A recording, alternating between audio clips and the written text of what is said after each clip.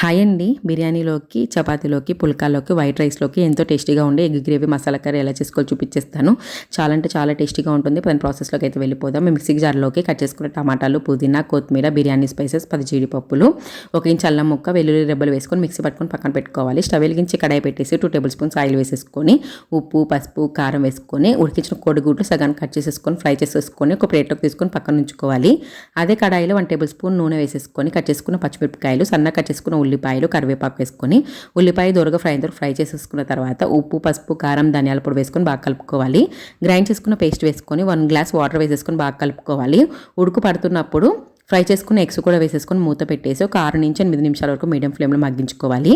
మూత తీసేసి ఇప్పుడు కొత్తిమీరతోటి గార్నిష్ చేసుకుంటే ఎంతో టేస్టీగా ఉండే egg curry, masala gravy curry అయితే రెడీ అయిపోయిందండి. చాలా అంటే చాలా టేస్టీగా ఉంటుంది. మీరు కూడా ట్రై చేయండి. ఎలా వచ్చిందో కామెంట్ చెప్పండి. వీడియో నచ్చితే లైక్ చేసి సబ్స్క్రైబ్ చేసుకోండి. Thanks for watching. బాయ్.